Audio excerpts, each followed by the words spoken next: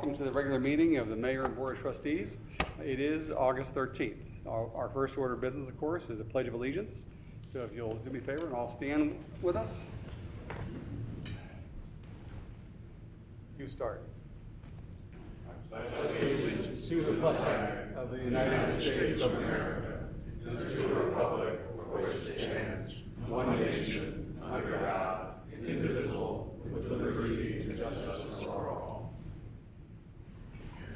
You didn't know there'd be audience participation, did you?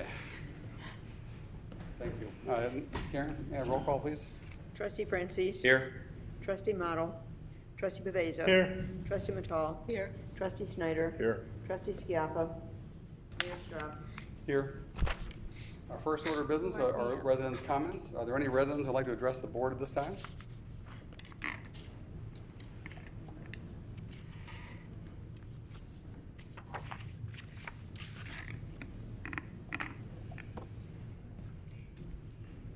Dear members of the Village Board of Trustees, Mayor Straub, and Village Administrator Pollock, my name is Griffin Sontag, and I'm the principal of Pleasantdale Middle School here in Burr Ridge. I'm present this evening on behalf of the Superintendent of District 107 Schools, Dr. Dave Pelzett, hoping that the Village Board of Trustees can support the students of our district as we seek an alternative to the proposed closing of the gate that separates the Arrowhead Farms and Highland Fields subdivisions. For more than 10 years, the school buses have used a clicker to open the gate when they've needed to travel through it to pick up students in the other subdivision. The gate closes immediately following the bus using it. This occurs 6 times per school day. This issue came to our attention at the school district on July 11th when Village Administrator Pollock contacted me to inform me that there are continued concerns expressed from residents regarding the gate being used by the school buses. The issue, it seems, is that when the gate breaks down, the gate is left open in order to allow first responders thoroughfare in case of an emergency. During these times, it is reported that additional vehicles travel through the open gate, sometimes at higher rates of speed than posted or safe. The impact of closing the gate is a safety issue for some of the youngest residents of Burr Ridge and students of our school district. If the buses are not allowed to travel through the gate, the buses will be forced to turn around at the cutout all the way down near 8662 Johnston Road, thus forcing some kindergartners and multiple first grade students to walk along Johnston Road in order to ride the bus. In one instance, a first grader will have to walk past 12 houses on Johnston Road. In January, when it is light later, dark earlier, and can be snowy, this is an unsafe situation that can be prevented. We believe this is a solvable problem that together we can fix with your support. Thank you. Administrator, Doug, would you like to address anything with this? Sure. The village staff is well aware of this problem. When the gate was erected, there was an agreement, an informal agreement that actually was in the annexation agreement for Highland Fields, but the agreement was that only emergency vehicles would use the gate between Arrowhead Farm and Highland Fields. However, I have no idea when or how it was started. The school buses started using the gate, and there are some concerns from primarily the calls I've gotten are from Arrowhead Farm residents who are concerned that the frequency with which the school buses use the gate causes the gate to malfunction at times, and in the past when it's malfunctioned we've left it open intentionally so that emergency vehicles can get through. And sometimes it gets fixed in a few days, sometimes it takes a few weeks depending if parts have to be ordered or what the situation is. And I should mention too that the responsibility for maintaining the gate is the responsibility of the Highland Fields Homeowners Association. I have met with Pleasantdale school administrators. I've talked frequently with residents in both Highland Fields and Arrowhead Farm.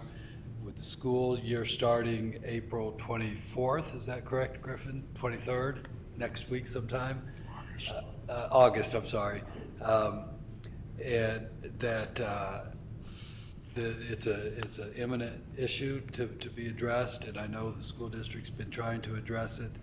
But in the meantime, unless there's direction otherwise, we would have to enforce the current agreement, which doesn't allow the school buses to access the gate. I believe it is the intention to try to get on your agenda for August 27th, your next board meeting, to formally address it. But just so you're aware, in the meantime, we're still in a situation where we have no choice but to not allow the use of the gate. Okay. Trustees, any questions of Doug? Yes. I remember when this was proposed, and the board at the time thought that it was something that really was necessary, but Arrowhead Farms insisted that there was going to be all this traffic, all these problems if this situation wasn't taken care of, and we agreed then to have this gate put in. And I guess it's been that way for the last 10 years. How much of a problem that would have been construed because of not having a gate, it's hard to say, but Doug's right. It was decided that the best way to keep the situation in hand was to keep the subdivision separated by a gate. So is the idea for now, are they close to a resolution, do you know? Or I think so. I have gotten positive feedback from at least one of the homeowners associations, although they have not reviewed it formally as a board. Again, the school year starts next week. If so directed by the board, I can hold off any further enforcement until the August 27th board meeting so that they can start their regular schedule. And you can make a formal decision on August 27th whether or not to modify the rules related to that gate. Any questions of Doug? Trustee Francis? Yes, if it does come before the board in August or at some future date, could you please find out the number of breakdowns of the gate and the frequency, and also what other schools use it besides Pleasantdale? Does LT, does Nazareth, any other schools that have buses as well? I can answer the latter question. It's only the two, Pleasantdale Middle School and Pleasantdale Elementary School. I've talked to LT and they don't use it. Okay. And I'm looking into that, getting a complete record of the breakdowns. If it comes before us, I don't want you to do that extra work if we're not going to end it, if you end up reaching an agreement and we don't have to discuss it. Okay, thank you. Thank you. Are there any other residents who'd like to address the board at this time?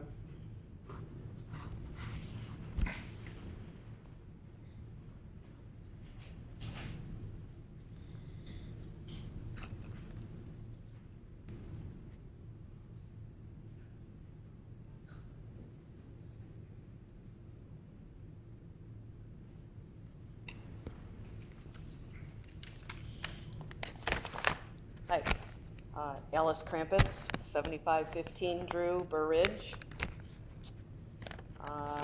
Tonight, I'm here as chairman of the Illinois-Michigan Canal Heritage Corridor Civic Center Authority. That's the really long title, CCA for short. Our offices are located at 7800 65th Street in Bedford Park. We're open the second Saturday of the month and the last Saturday and Sunday of the month. I'm also a board member of the Heritage Corridor Convention and Visitor Bureau. Their office is located in Joliet, but I'm on that board. So I'm here to remind you about our annual rendezvous event. It's called A River Through History, and it's held at the Columbia Woods in Willow Springs. This is a reenactment of the fur trading era, which would be the 1700s and early 1800s. The event will have music, craft demonstrations. You can meet DuSable, Chicago's first resident. There's a children's trading post, tomahawk demonstrations, things like that. And this reenactment will take place on Saturday, September 8th from 10 to 5, Sunday, September 9th from 10 to 4.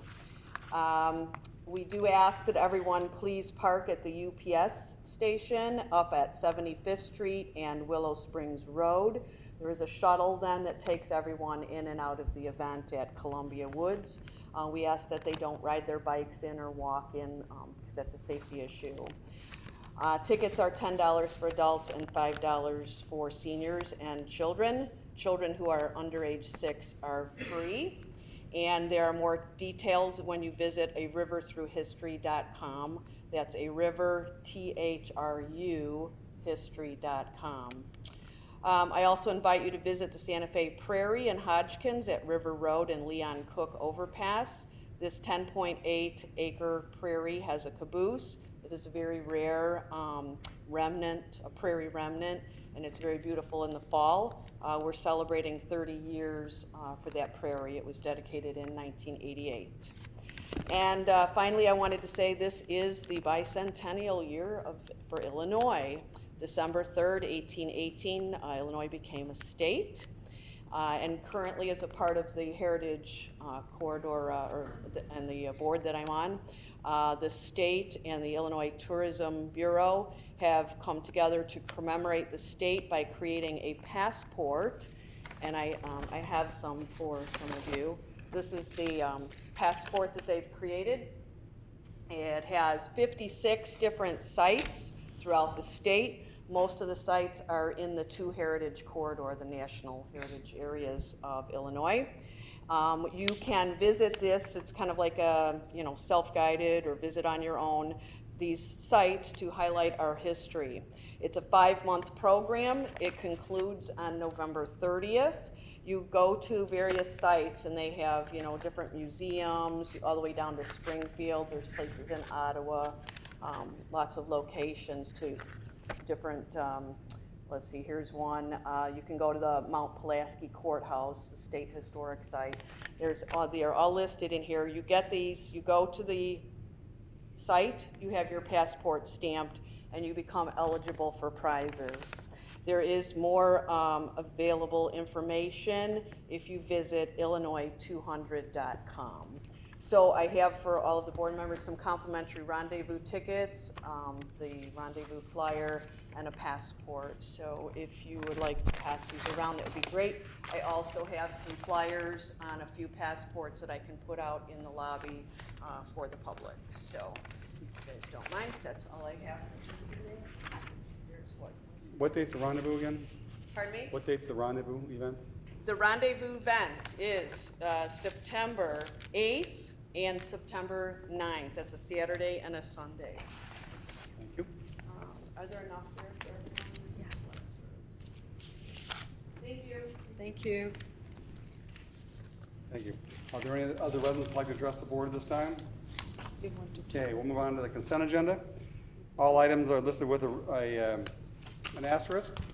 Are considered to be routine by the village board. Will be enacted by one motion. There will be no separate discussion of these items unless a board member or citizen so requests, in which event it will be removed. Of course, it will be followed by a presentation honoring the 100th birthday of Ruth Taninga Anderson.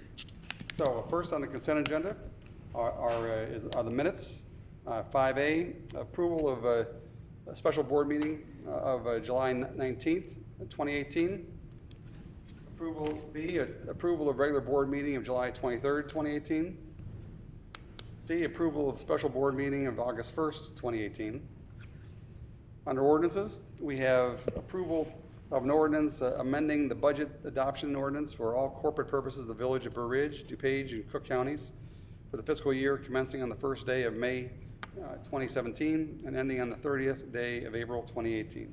Mayor, I think that needs to be pulled off consent. That's inadvertently on consent. I wanted to talk briefly about that. Okay.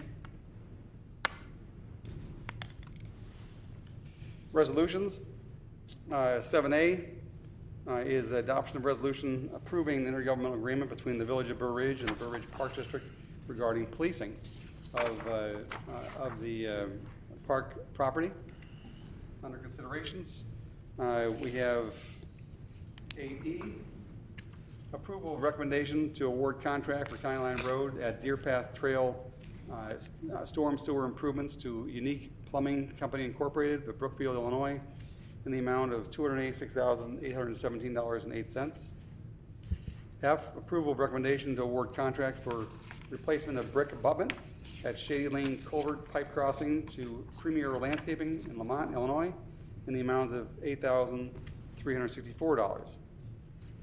G, approval of recommendation to award contract for replacement of the flashing pedestrian beacon and post on County Line Road at 60th Street to Rags Electric of Incorporated of Woodridge, Illinois, in the amount of $5,799. H, receive and file a letter of resignation from Police Officer Michael Essig, effective August 9th, 2018. I, approve of recommendation to authorize the Board of Fire and Police Commissioners to fill the vacancy created by the resignation of Officer Michael Essig, which just, by the way, he's going to, changing to a different police department closer to his home. J, approval of recommendation to fill the position of Building and Zoning Assistant upon the promotion of Julia Tukowski to the position of Executive Assistant, effective September 17th, 2018. K, approval of recommendation to create the position of Management Analyst and authorize the Village Administrator to fill said position. L, approval of Mayor's recommendation to appoint Janine Farrell to the Plan Commission to complete Dane Grunson's term that expires February 1st, 2019. I'd just like to recognize Janine in the back of the room. Raise your hand. There you go. There she is. And to appoint Joe Petrich as alternate to the Plan Commission for a 3-year term expiring July 23rd, 2021. M, approval of requests for raffle license for Aging Care Connections and hosting facility license for Chicago Marriott Southwest at Burr Ridge for a fundraising event on September 14th, 2018. N, which will be a presentation that will be done shortly, the approval of a proclamation honoring Ruth Taninga Anderson on the occasion of her 100th birthday on August 24th, 2018. O, approval of vendor list in the amount of $502,368.89 for all funds, plus $182,960.05 for payroll, for a grand total of $685,328.94, which includes special expenditures of $25,938.16 to EJ USA Incorporated for the EJ 5 hydrant and accessories, and $36,200 to VN Construction for fire hydrant replacement, $47,907.50 to Baltic Networks USA for wireless backbone upgrade. That was a lot. Okay, may I have a motion to approve the following items on the consent agenda? That would be 7A, 8E, minutes 5A, B, and C, then 7A, and then 7A. Oh, sorry. My bad. 7A, and 8E, F, G, H, I, J, K, L, M, N, and N. We have a motion to approve. Second. Roll call, please.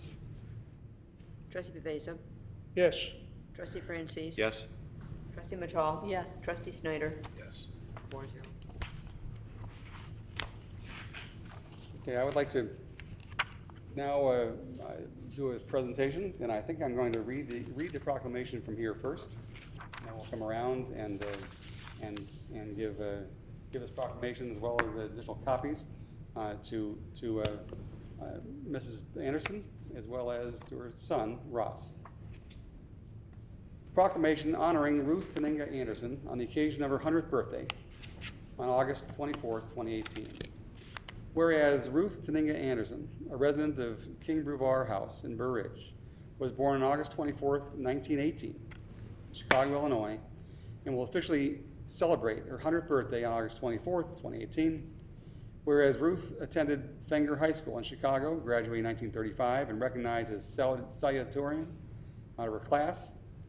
And whereas Ruth graduated in 1940 from Northwestern University in Evanston with a Bachelor of Science degree, and also attended Wells College in Aurora, New York.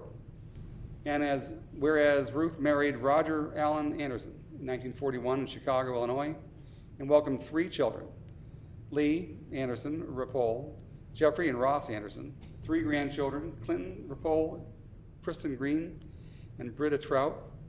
And 6 great-grandchildren, Jordan Green, Evan Green, Brenna Trout, Bryson Trout, Rebecca Rapole, and Eric Rapole, or is it Rapole or Rapoli? Rapole. Whereas Ruth was active with the Union Church of Hinsdale, 1954 to present, the Chicago Symphony Orchestra, subscriber from 1960 to 2015, CSO Women's Association, president from 1983 to 1986, a member of the CSO Theodore Thomas Society and the Founders Circle, the Hinsdale Golf Club from 1962 to present, and women's golf champion from 1971 to 1974, an Arts Institute of Chicago Sustaining Fellow 1990 to 2014, the Hinsdale Historical Society 2005 to present, a primary donor for the renovation of the Society's Emmanuel Hall, and played a key role in launching and supporting the Roger and Ruth Anderson Architecture Center located at Emmanuel Hall in Hinsdale.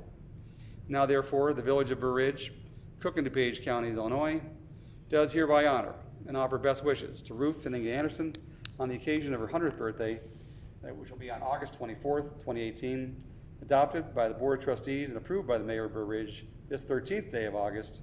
In witness thereof, I've set my hand this 13th day of August 2018. Congratulations.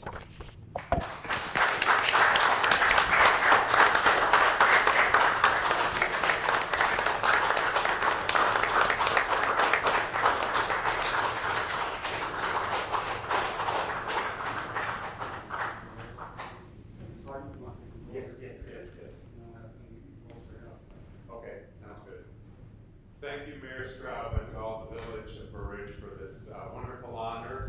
We've lived on 6th Street off County Line for how long, Mother?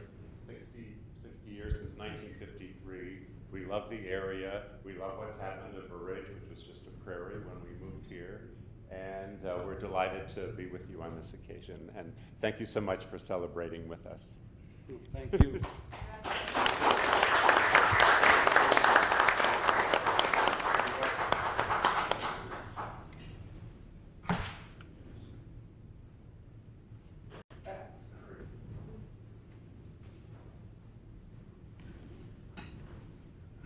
Anyone else want to come? Oh, I didn't realize they weren't any more. This is my brother Jeffrey. Yes. All right. This is her faithful helper Val. Me too. Mother, Here we go. proclamation. Proclamation. Mayor just read. Okay, you want to open it up, make it official? Beautiful. And one punch, you should be on both sides. Okay. And that way, there we go.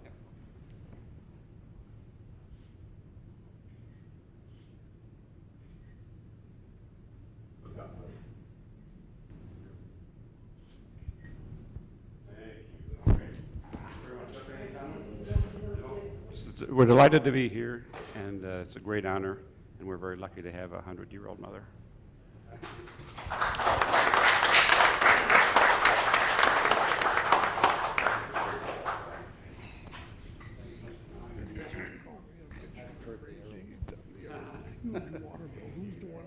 I told you, you've reached my goal.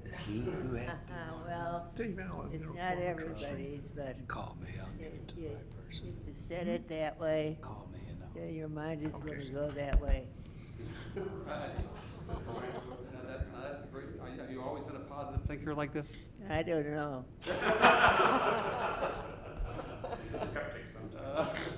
Well, thank you for honoring us with your presence. Thank you. We are. Let's do this. Is it appropriate to sing happy birthday early? Sure. Happy birthday to you. Happy birthday to you. Happy birthday, dear Ruth. Happy birthday to you.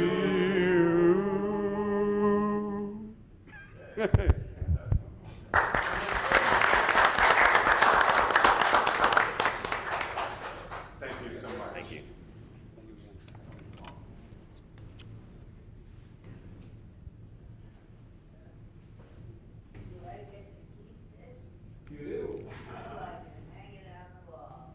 go. Thank you very much. It's a very nice thing to do.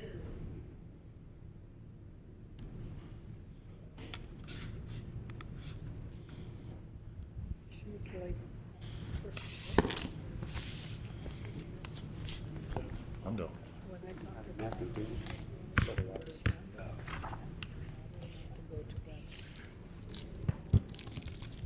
That was the first. That was kind of neat. Thank you again for everyone joining in. We're going to go to now the ordinances 6A, which our village administrator pulled off so that he can better explain all the details around that.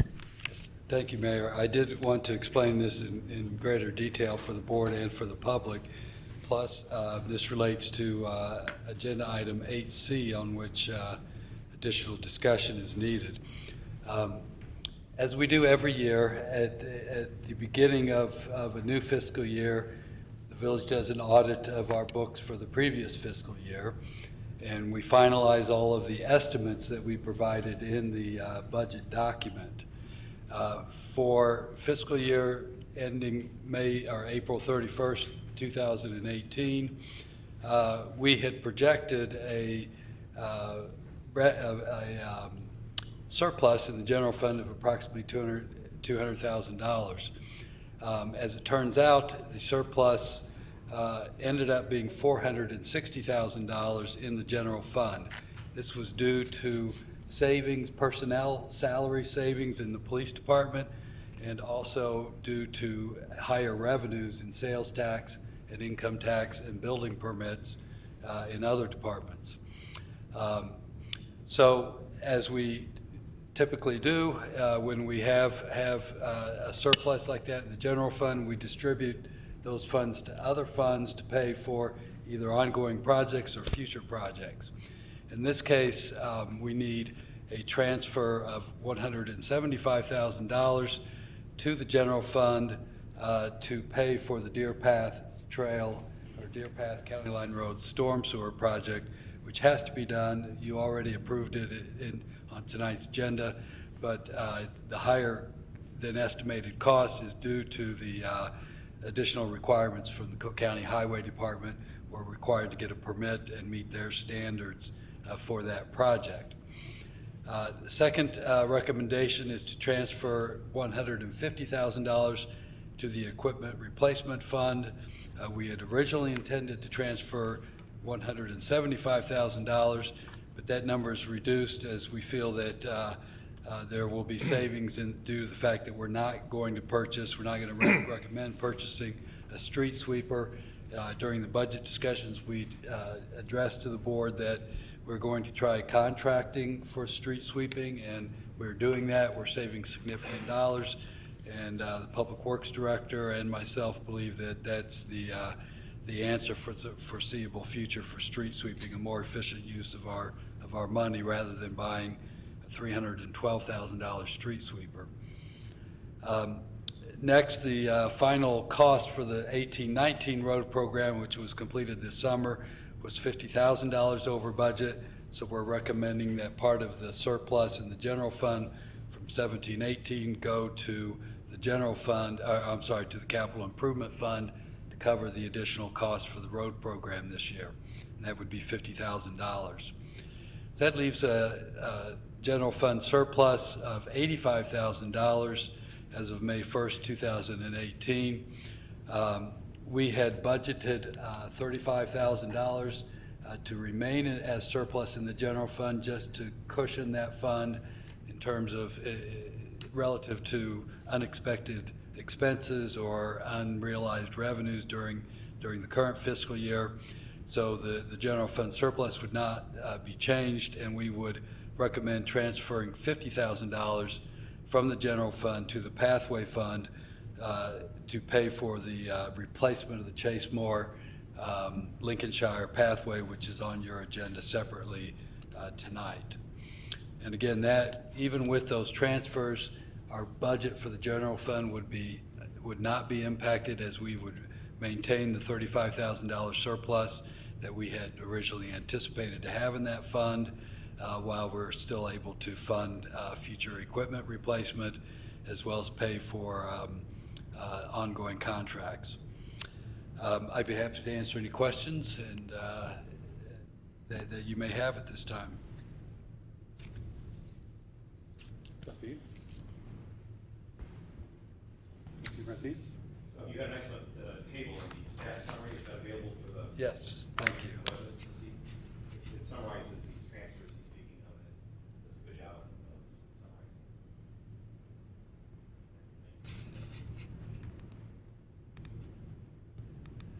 Yes, to summarize, in the general fund, central services, a transfer to the equipment replacement fund of $150,000, transfer to the stormwater management fund of $175,000, and a transfer to the capital improvement fund to pay for this year's road program, the overruns on the road program of $50,000, and a transfer to the pathway fund of $50,000. And that would leave $35,000 in surplus in the general fund, so that the budget for fiscal year 18-19 is unaffected, or the general fund budget is unaffected by these transfers.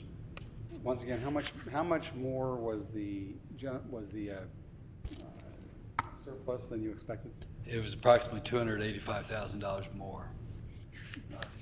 Which, some years we come out close to even, some years we come out with a greater surplus. Fortunately, to my knowledge, I don't know that we've ever come out short, less than we expected, and that's the way we budget. We budget conservatively. We budget low on revenues, and we budget high on expenses, because we don't want to get ourselves in a deficit.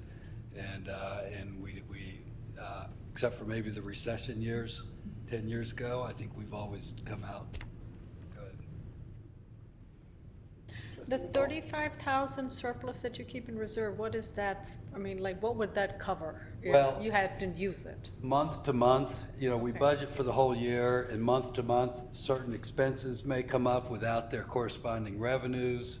So is that like 1 month's expenses or? No, nowhere close to a full month's of expenses. It's just a slight cushion. It's not but we also have $5 million in reserves Okay, that it would take a budget amendment to spend that money, but Right. in a real dire emergency, we would have that money.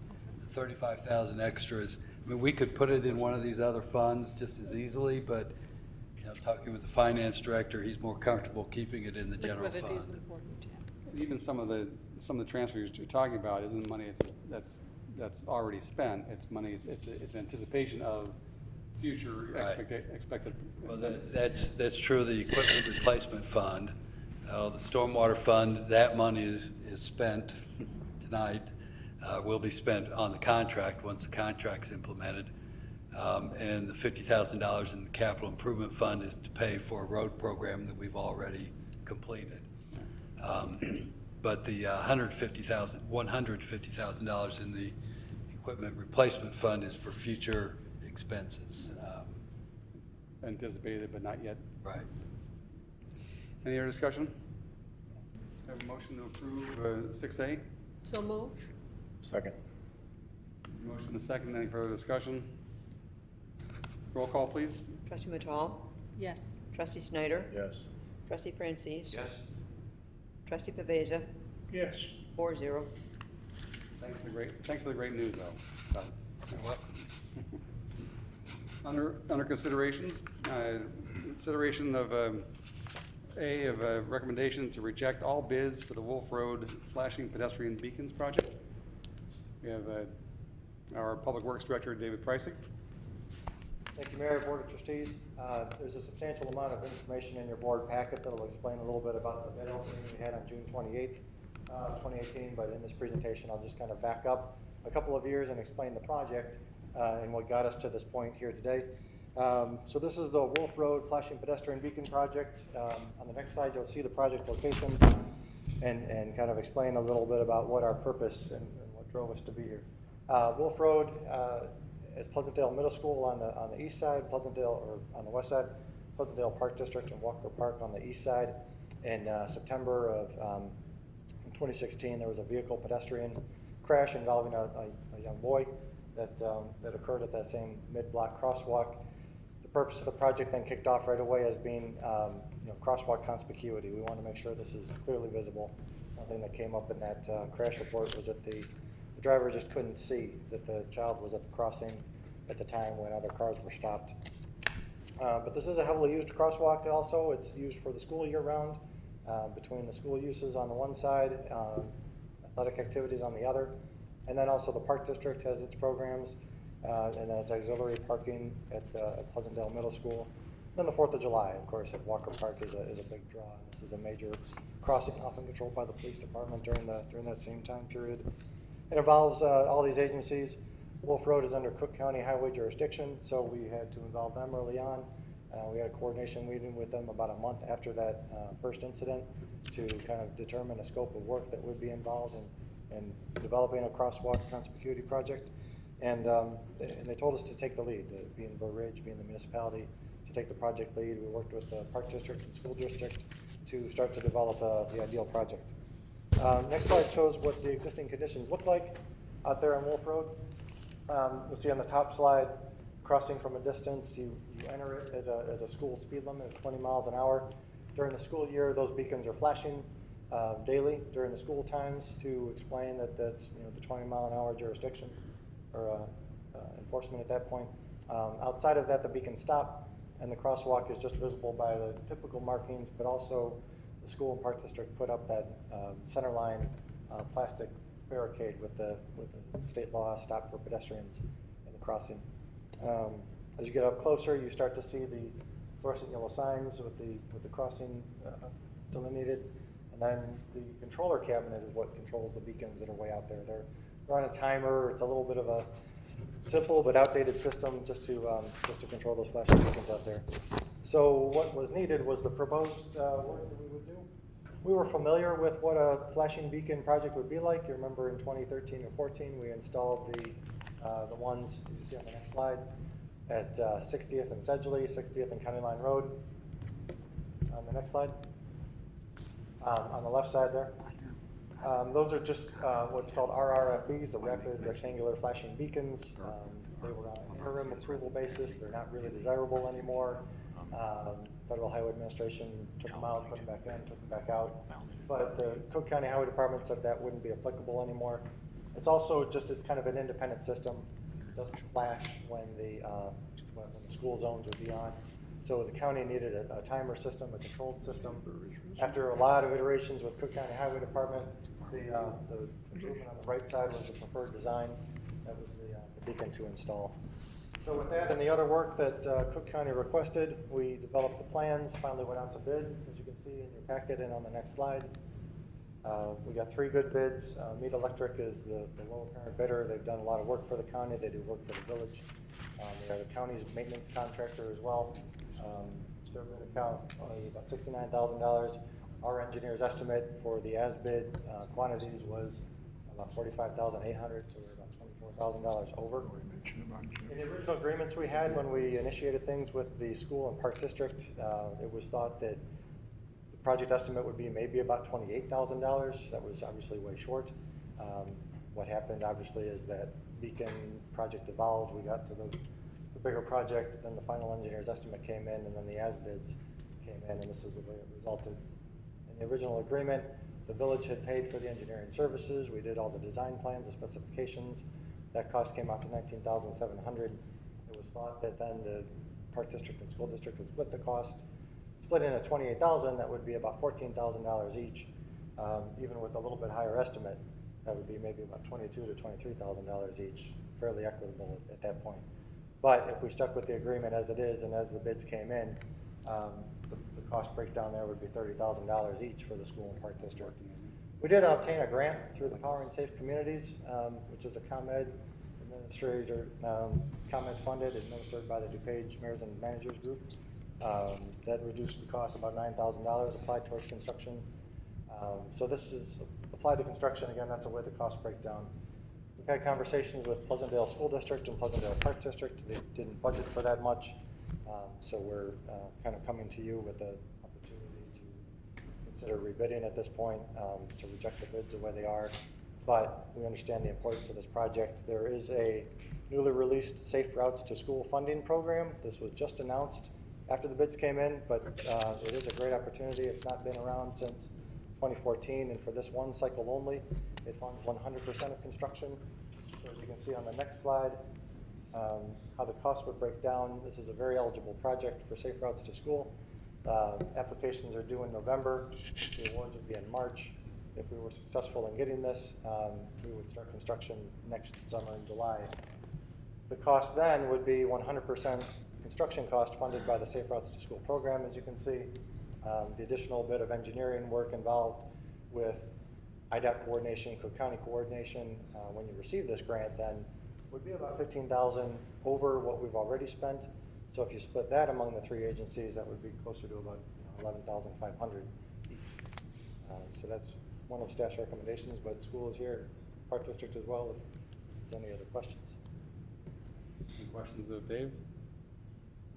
I had a question on the previous slide, the grant from ComEd. So why was that added to the sum total? I thought they were giving us. Oh, so that would be a contributor. So it's essentially the construction cost is $69,800. Right.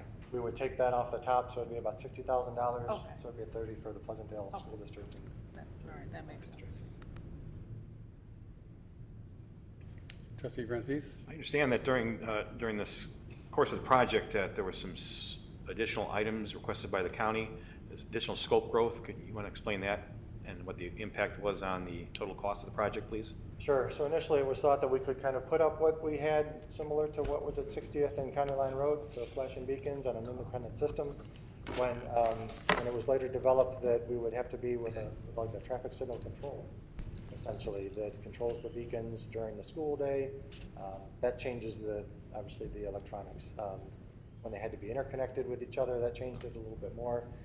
Cook County requested more work on the sidewalks that would tie it in. We were relocating that same traffic controller that you saw. It was on the Parkway. It's an old pedestal. It's an old controller. It kind of obscures the pedestrian that's at the crosswalk. So we moved that out of the way. So all that extra little bit of work, in addition to the taller, larger pedestrian beacon, was just enough to go way over.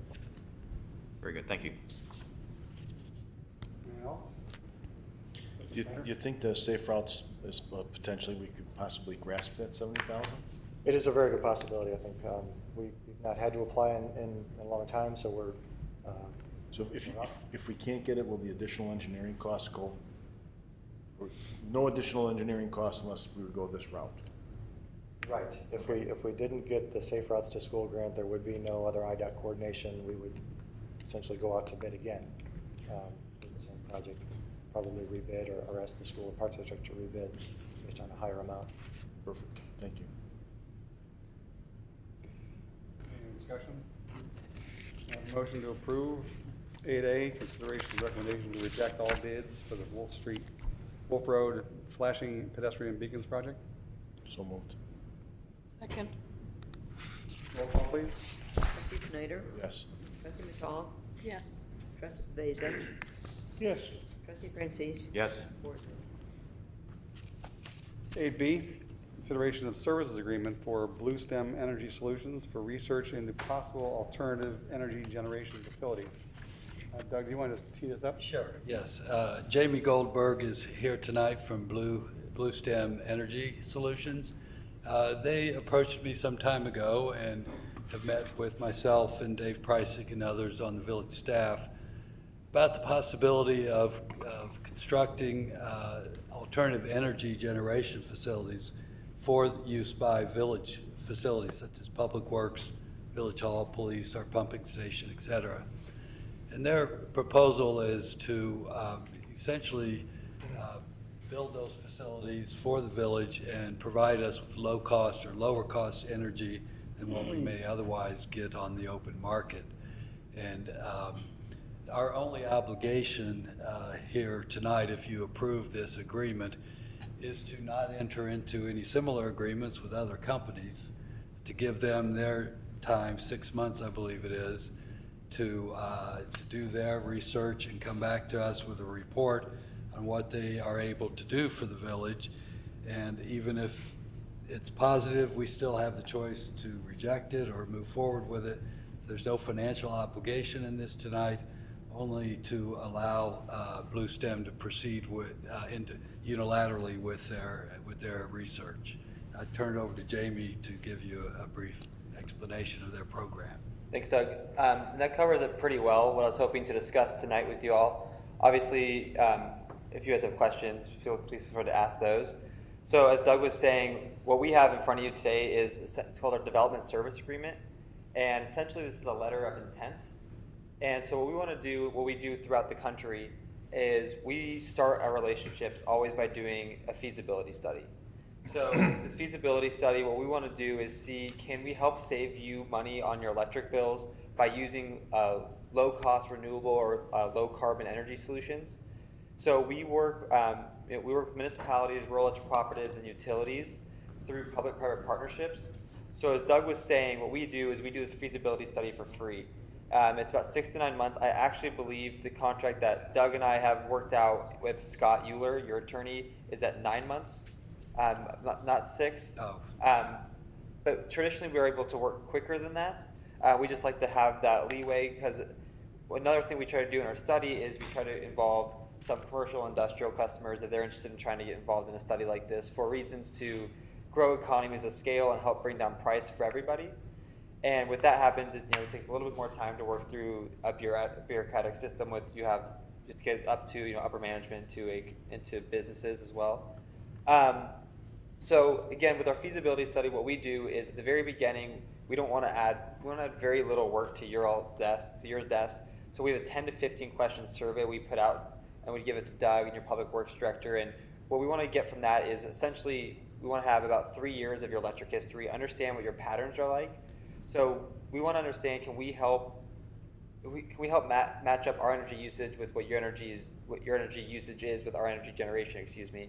And we're able to help, when we're able to look at this through our models, we're able to figure out what makes the most sense for your system. So for example, at a pumping station, which is traditionally a municipality's biggest cost, there's peak demand charges, there's transmission charges, and we're able to help reduce those or eliminate those altogether. So we want to discover this through this feasibility study, and in that 9-month period, come back to the table and say, we see maybe options A through D for your community. Are you interested in any of these options? Maybe you want to do A and D. We would show you what we could sell electricity for at that price. If we can come to an agreement of what the electricity price would look like, what the contract would look like from there, then Blue Stem, through our public-private partnership, we move forward with construction, procurement, and operation of a renewable energy project. And we take on 100% of the capital expenditure on that end. So if we do go forward with a project, there's $0 that we add onto your budget. The goal is when we get through this feasibility study, you'll know exactly what you're paying for electricity from us from year 1 to year 25 or whatever happens to be. Traditionally, our contracts have been about 25 years. We'll look at 10, 15, 20, 25, 30-year contracts.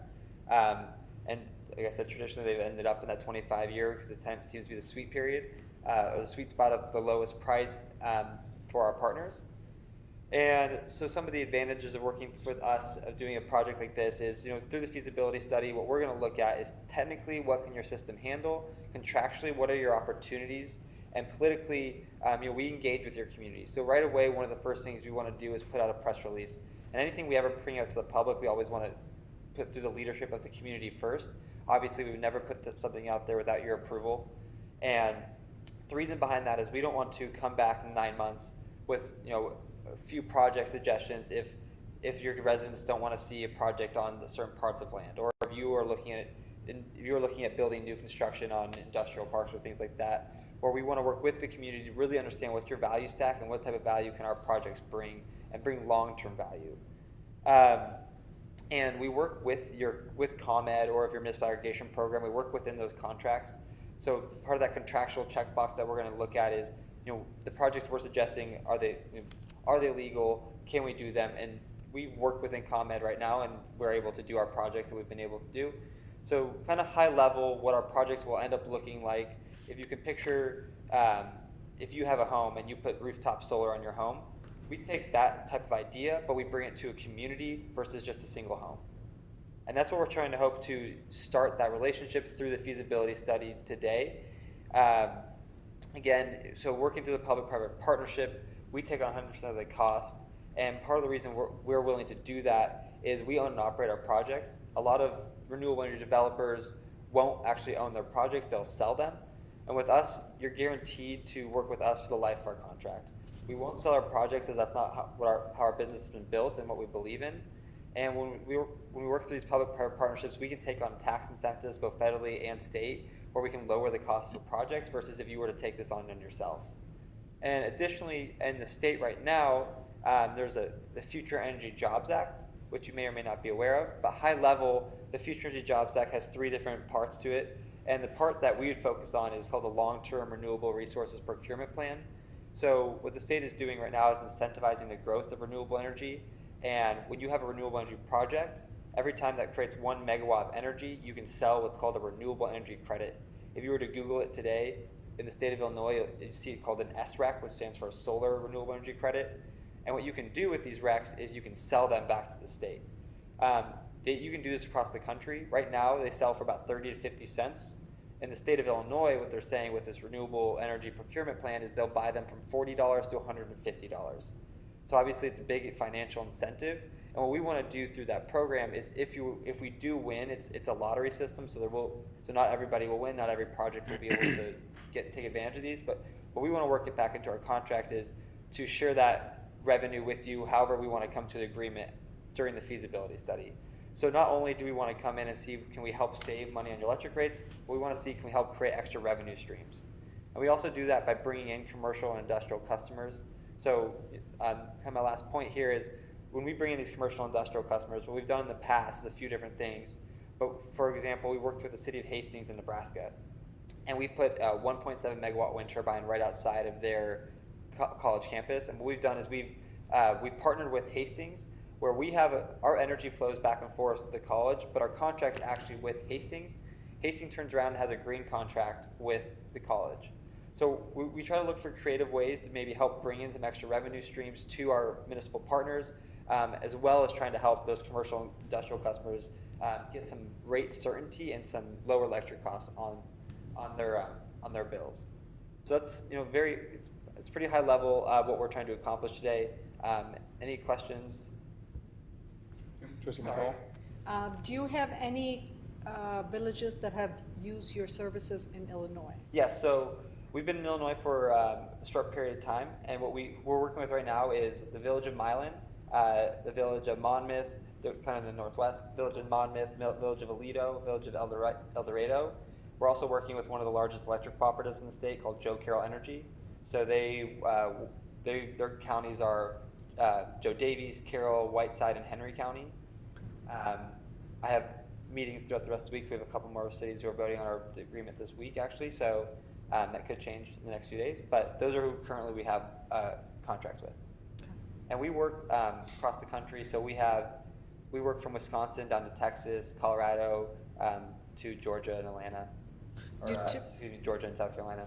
Do you typically try to cluster your clients? Is there more efficiency to be found in that, like neighboring villages? Yes. So if we can, what I would like to do, if we do get an agreement with you all, is I would be putting more effort into trying to get some of the villages around here. Obviously, there's leaders of communities, and when someone is interested in a project, more seem to follow. And what would happen, like we're doing kind of in the Northwest region, is we want to aggregate those projects. So if we go through our study in 9 months and we have villages, surrounding villages or communities who are interested, what we would do at the end of that is we procure the technology all at once to really drive the economies of scale. And obviously that would help bring more savings to you and to your other communities. Trustee Snyder? I was going to ask our village trustee, Francis, the engineer, what his thoughts were. Well, we're always open to more efficient and reliable energy sources. If it's cost efficient, it's certainly worth looking at. However, I'm not the official engineer of the village, and we have an expert in the audience, Dave Preissig. But I'm certainly willing to listen to what this gentleman has to say and what his company is willing to propose. So that's the purpose of our study, is we want to go through and really understand your community. So part of these 10 to 15 questions that I'd send out once we have an agreement signed is to understand what are your goals, both short-term and long-term, and also as well as gathering information. So when we say that, what are your goals, what are your values, we want to make sure that when we come back and propose a project that it aligns with what you're trying to accomplish. We have a very long-term vision for our company. We actually started out of a 94-year-old construction company, and we want to become that 100-year-old electric company. So with us, part of the reason that we're willing to take on the risk of doing this for free and putting our time, money, and effort into these projects is to create these long-term relationships. Because as we've gone throughout the country, we've had partners who it doesn't make fiscal sense, and we've been the ones to tell them that. But we are hoping that we've proven ourselves through this process, and we'll show you the due diligence that we do. And since we are owners and operators of our system, it's just as important to us that we're checking every single box along the way because we own it. So part of it is we want to create these long-term relationships where it doesn't make sense today, maybe it does in 3 years, and we want to be that company you think of. Yes? You've started stuff across the country, you said. Correct. We're a smaller village. Correct. You've secured some contract or your agreements with some of the western communities. Is there some level of size that you've had from your previous experience that were a good target, or you don't really know, or you've had to have some? It depends. It really depends. So it depends state to state too. There's different energy policies when you go to different states. Illinois has a very advantageable energy policy, net metering policy. So here you're able to work within many different scenarios that you wouldn't necessarily be able to work with in Wisconsin because the net metering policy there doesn't really favor the growth of solar energy. So as far as the size goes, it really depends. But here it's easier to find projects that make fiscal sense in the state of Illinois. Does that help answer your question? Little. First time I heard anything's easy in Illinois. And again, going back to the long-term relationship part of it is, we're willing to take these on for free, and if we do build a project with you and we own and operate it, so there's no financial risk on your books. If we were to build a project and put solar on this roof, for example, and for one reason or another, let's say an inverter goes out for a few days, that's on us to go back and fix. There's no financial responsibility on Bird Ridge. So if that was to happen, let's say it happened for the length of a month, all that would happen is that the electric bill you'd receive from Bluestem would be $0, and the electric bill you see from ComEd would come in and give you that 100% reliability would be your agreement with them. Ideally, what we want to accomplish through this feasibility study is to come in at a lower price, provide extra reliability for your community, and be able to work with ComEd and provide anywhere from 20 to 60% of your energy usage at your specific facilities that we think makes sense. I was told by a installer of some of those overhead wires and things that there's going to be a time where the state pretty much is all renewable, and it's not the whole electric industry is going to be turned upside down. So that's our fundamental belief. So we have a fundamental belief that what you're going to see in the energy industry over the next couple decades, this energy is it's slow. You need to make sure you're doing it appropriately. And what we think is going to happen, and we're not the only ones to think this way, but we do think renewable energy will take more of a foothold in the country. And what you'll see is communities will start to have kind of their own grid. You'll hear it called a microgrid. And we think that fundamentally the renewable energy, especially once batteries become more cost competitive, because right now they're not. Right now with the projects that we'll look at a battery in every project. They don't make fiscal sense quite yet. But we think that renewable energy with batteries will provide anywhere from 80-90% of your electricity. And then the older sources of energy, nuclear, coal, will be that last 10%. Because those plants will be running all day and providing you that 100% reliability. Because the wind's not always blowing, the sun's not always shining. But yes, that fundamental belief that's what we believe will happen. Any other questions of Doug or Trustee Matal? Yes. Yeah. So how long has your company been around? So we came out of a 94-year-old construction company. We started in 2008. 2008. And so the first project you got is in Nebraska? In Nebraska, yeah. So we're headquartered at Omaha, Nebraska. Okay. I'm the energy consultant in the state of Illinois.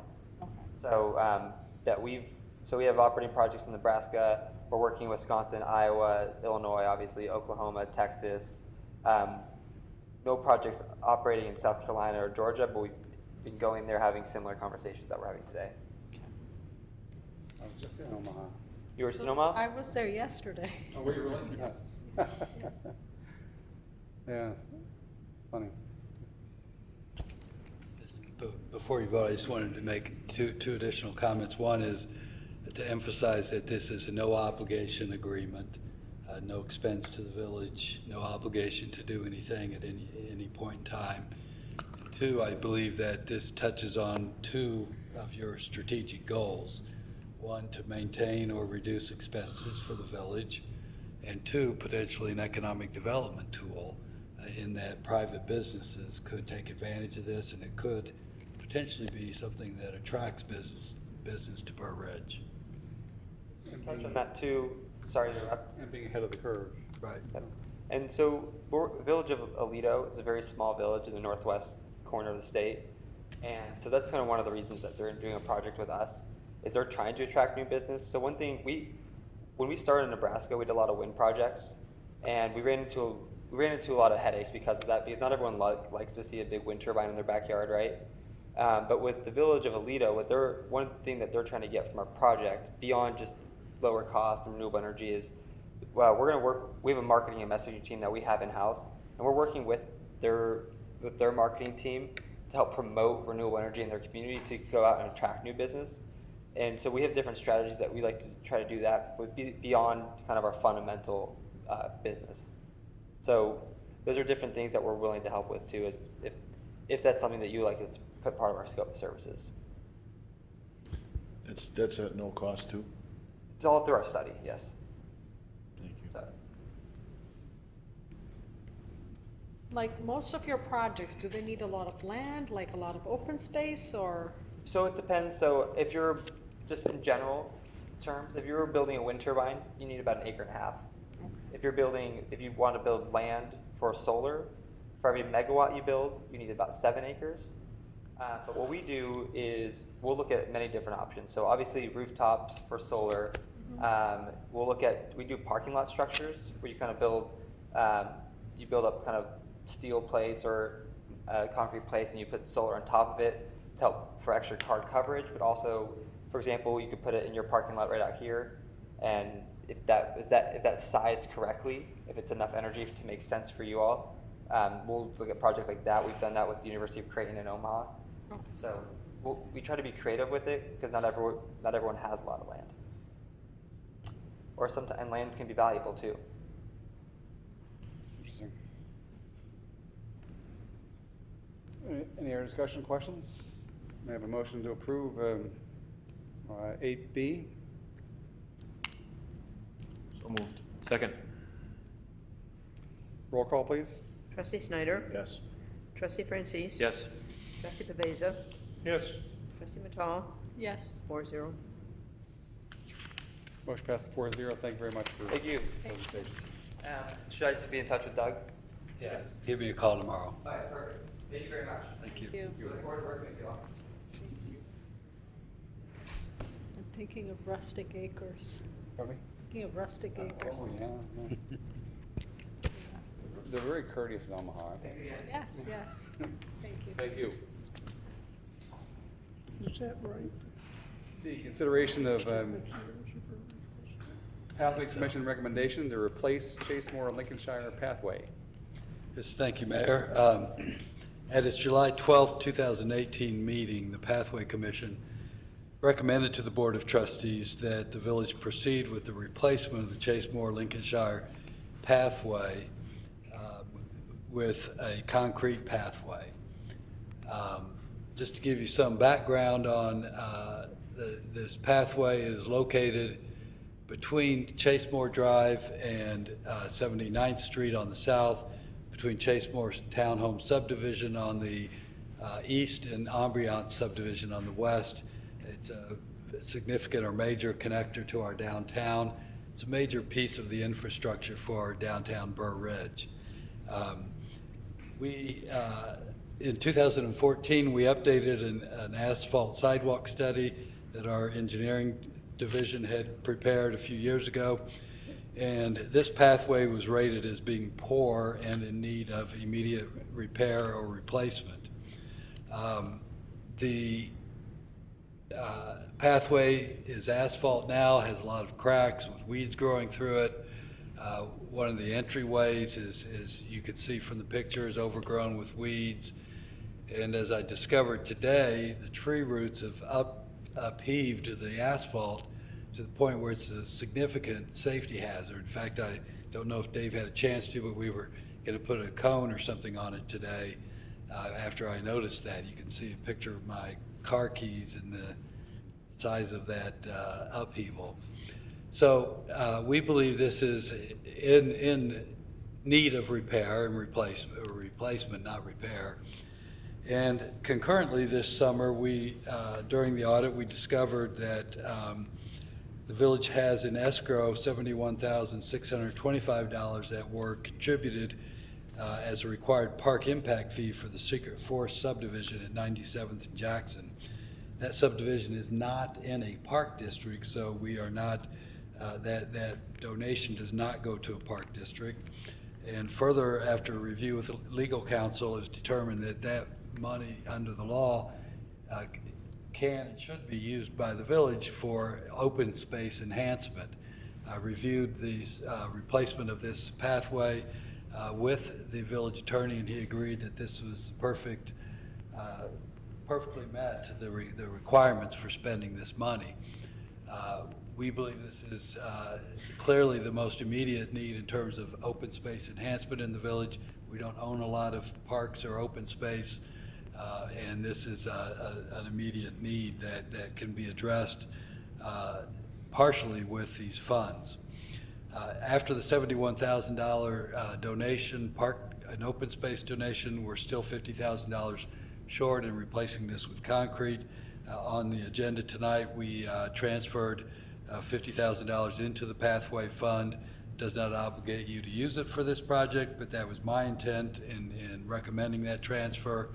I do think that this is something that is of immediate concern, and I would recommend that you direct staff to proceed with a contract to seek bids for the replacement of this pathway with a 6.5-foot wide concrete pathway.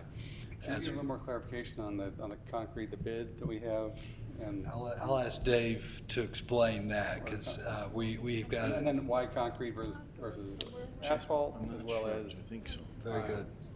Why we're able to get a lower price on concrete right now? Okay. Back to the concrete versus asphalt, and even we evaluated the cost of limestone screenings, much like you see on the Illinois Prairie Path or Great Western Trail or something like that. That cost was substantially less and would require just a little bit of routine maintenance every year to kind of freshen up the gravel, the limestone screenings. We didn't have those problems. I know the Pathway Commission then evaluated a report we did to compare to asphalt, which was a little bit more than that, and then concrete was the highest, but had the least number of least necessary maintenance. Gravel paths would require routine maintenance every year to address settlements or potholes or to keep the weeds trimmed back. The asphalt would require, as you've seen in there, where the roots heaved and cracked, we would have to patch and reseal it every few years. Concrete, we estimated, would last more than 20 to 25 years without much maintenance at all. Why can we get a decent price on concrete? We do have the opportunity. We were partnering with Woodridge and Lombard on the Municipal Partnering Initiative, the MPI bid. It was a joint bid. That's what we used for our village-wide concrete replacement throughout for just the sidewalk trip hazards and our water main break repairs. We got a bulk rate discount through that. It was better than when we went out for that same kind of quantity, our own small quantity, last year when the MPI bid wasn't available to us. Substantially better. So it's a bulk discount that we get on the benefit of partnering with, again, Woodridge and Lombard in this case. We brought that contractor out here and said, can you honor those same prices for this pathway project? It's not quite like working off the side of a street where you're working off the road with the truck and shooting it over to the sidewalk that's right there in the parkway. He was able to honor the prices. We got our cost estimate for this length from 79th Street all the way to the Chase Moore Lincoln Shire Drive intersection. I think it was about $110,000 for that work.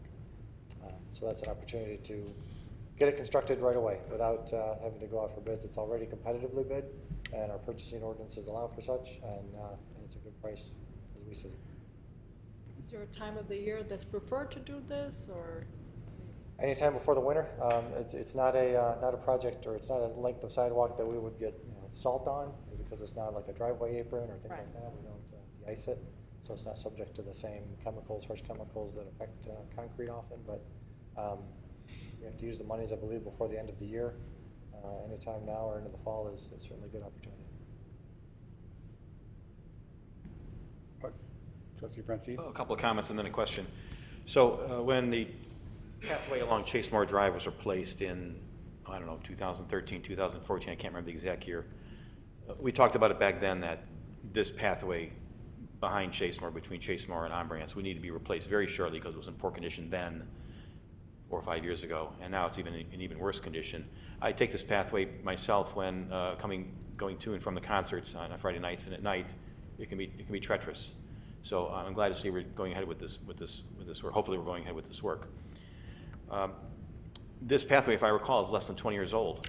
It was put in towards the tail end of when Chase Moore was completed, which was in the early 90s. So we didn't get our money's worth out of it. We didn't get 20 years out of it even. So I'm glad to see concrete is being proposed as a long-term solution. My question is, at the north end, at the top, where it splits, the east portion is the part of that picture you showed with the curb and it's like half of a street, which is really what it was, half of a street that was being proposed at one time. That gets replaced, as well as the western portion that connects with the walkway in front of the Pace Center. So those two portions will get replaced? Well, I noticed that today when I was out there. I was reminded of that, and I think we need to eliminate one of them. Okay. And I'll ask Dave between now and the time we award the contract to look at that and see which one, how we consolidate that to just have one path. That's fine. Unless we discover some reason why there needs to be a dual entry. I can't imagine that there is a reason. No, because the one on the east side connects to the street, and the one on the west side connects to the existing sidewalk. Maybe Dave knows a little bit more This about one it. serves a little bit more in terms of the drainage, the way it comes off of a berm and then Yeah. off of the Chase Moore berm as well, and it kind of collects there in that curb line and then funnels itself down to Lincolnshire Chase Moore. It would be a little bit complicated to remove this one. We were just going to remove the 6-foot wide one that's on the west, and tie this one in, get rid of the gravelled area, and just put a concrete shoot off to this thing, so you could at least still access it that way directly. So this would be This would remain. this would be replaced all the way to Chase Moore Drive or not? Could you go back to the aerial picture, please? There you go. So it's where it forks. It's on the right-hand side. Right, so we're replacing this one from its start and its alignment with the pathways and the sidewalks up through the Pace lot. Okay. All the way down, this Right. same width meanders down to 79th Street. Fortunately, 79th Street, a few years ago, we did the crosswalks there. Yes. So we don't need to involve Cook County, which is a good thing in this case. But we would, at this point, where the junction is, tie it in a little bit better with concrete, so it's not that gravel, weedy area. It's more accessible than to access this side. So the north portion of that east fork would not be replaced then? Correct. Okay, just clarifying. Thank you. Okay, for clarification, Doug, this is a motion just to consider it, and then what happens next? We would prepare a contract, right, Dave, and have that on an agenda for approval? Or how would we proceed? For bids? Our next motion would, I mean, not a motion today, but at the following board meeting, we could go right ahead to proceed to a contract if we went through the MPI bid. It's again jointly bid. It's competitively bid, so it's allowed by ordinances. And we would proceed with that, execute a contract with Globe Construction, if so desired. And the plan is to use the money that has to be used for open spaces, and essentially use it, the $50,000 transfer we did tonight in the pathway fund. Right. Yeah, and I'm just gonna tee up kind of maybe a crazy idea, but can be discussed at, in the future when we decide how it's going to be paid for.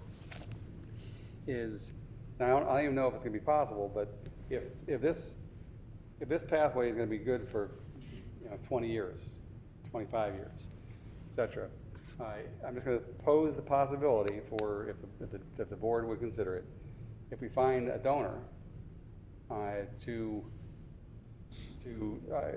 pony up the $50,000 for naming rights, for putting their name on it. It could be called the Snyder Pathway, for example, or the McNaughton Pathway, or the Steve Stricker, pathway. It could be anything.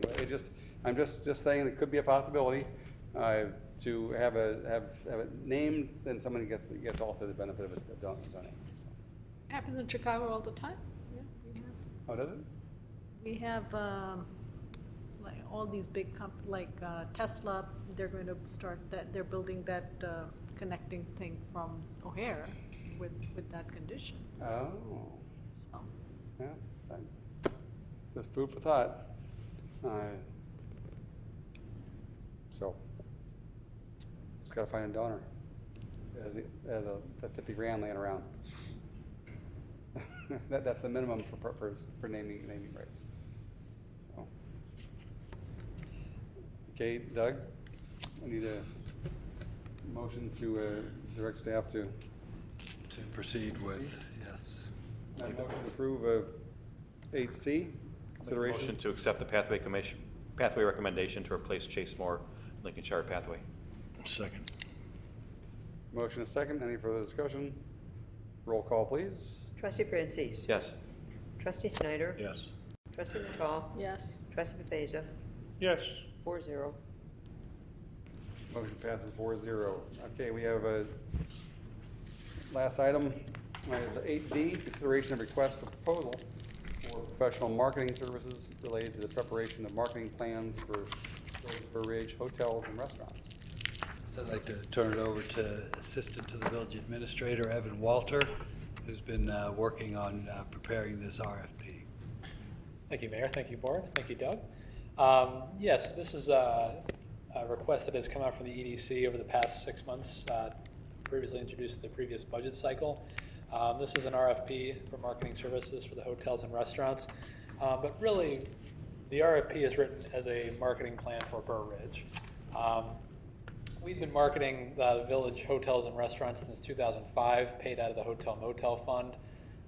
These funds that are generated in the Hotel Motel Fund can really only be used for generation of overnight tourism. Now, there's very loose language as to what that actually looks like, and so it does not all need to be going towards just simply the promotion of the hotels in the village. However, as I said, we've been marketing the village since 2005. We've been working with our current consultants since at least 2011, as far as our records show, on a rolling basis. Just every year we kind of come together and say, here's a budget that we have. You are the person that we are currently working with. But there was a feeling from the EDC and Mayor that maybe just some new eyes would be beneficial to the village.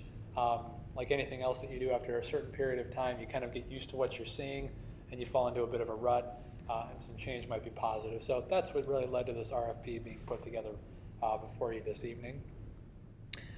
We've been working as staff with the EDC to do several reviews of the RFP. As I said, we're looking for someone who will definitely promote our hotels and our restaurants. We have a very strong overnight tourism industry here in the village with our new hotels, our renovated properties that are so popular within the county and in the area, as well as our restaurants. We have a very nice restaurant selection for our public to choose from, as we all know. But really, it's marketing Burr Ridge, the brand, helping us to establish ourselves more than just a hotel and a restaurant space. Certainly, as I said, those would be a major part of it, but really marketing Burr Ridge as a whole community, not just one sector of the lake. The plan's budget is proposed to be $350,000, including the approved vendor's costs. We currently spend $325,000 and have been doing so for the past several years.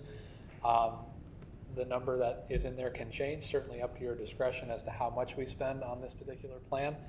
But those costs would also include the vendor's costs. So if they were to charge us 5% commission on every dollar that we spend, that would come out of that $350,000. It would not be $350 for marketing plus a commission to the vendor. It would all be contained in that one singular number.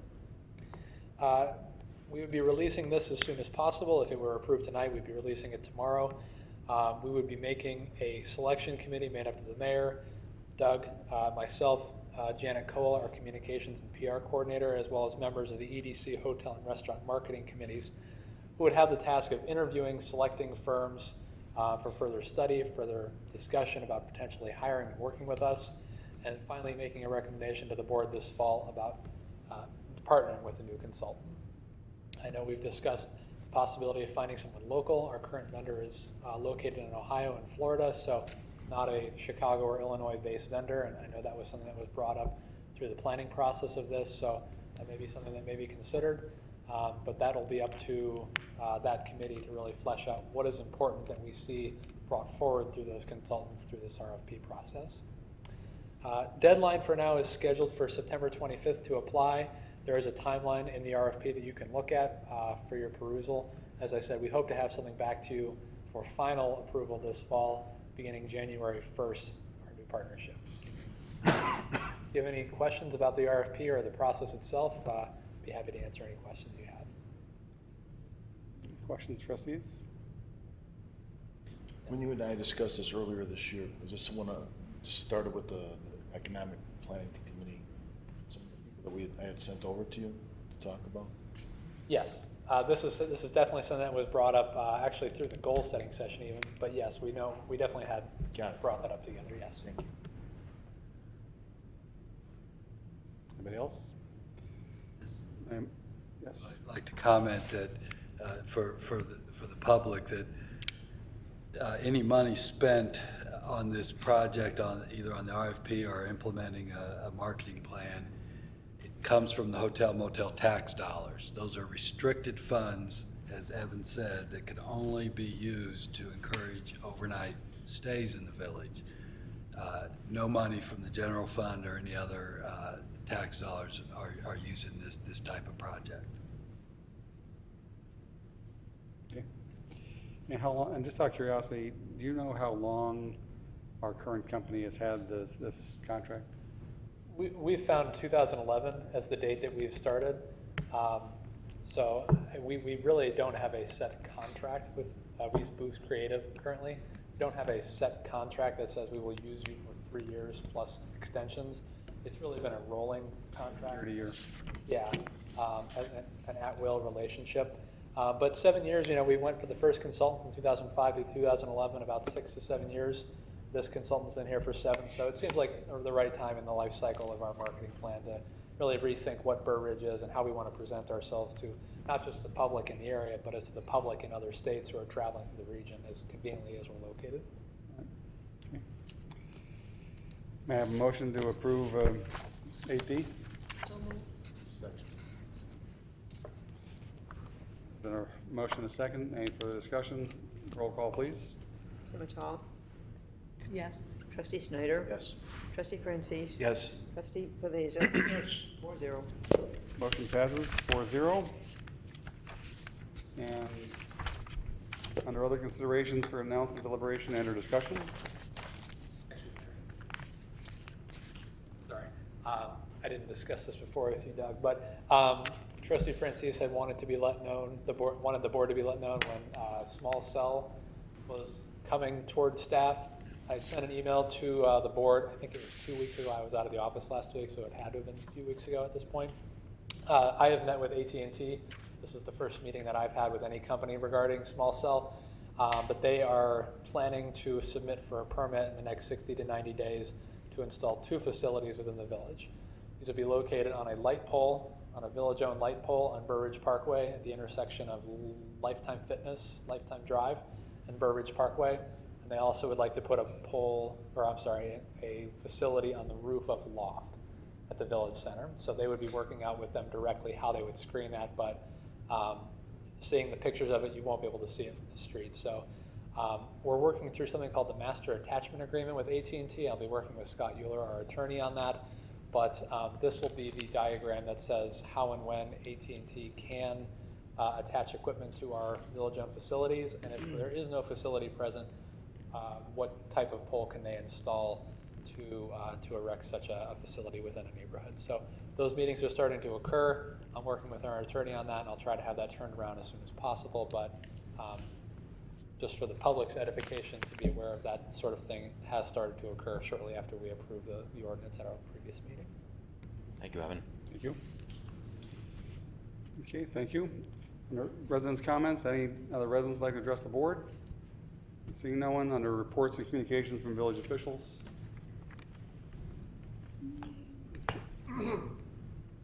Just like to make a comment, the Chicago area, if you've heard the news, lost an iconic person. Not only was Stan Mikita a Hall of Fame hockey player, he was also a great person. And in his latter years, he lived in Burr Ridge. Over the years, because I coached youth hockey, our paths crossed from occasionally, and I was able to see firsthand the way he was with young kids. And it was amazing the way he related to them. And one of the comments I always remember is one of the announcers was talking to Stan about youth hockey, and he asked Stan, what do you tell parents whose kids have weak ankles? Stan turned to him and said, tell them to get a pair of skates that fit, and they won't have weak ankles. Stan, you'll be missed. Thank you. And also, just a little side note, one of our plan commissioners, Jim Berlin, is going to be at the funeral on Tuesday in Clarendon Hills in Notre Dame.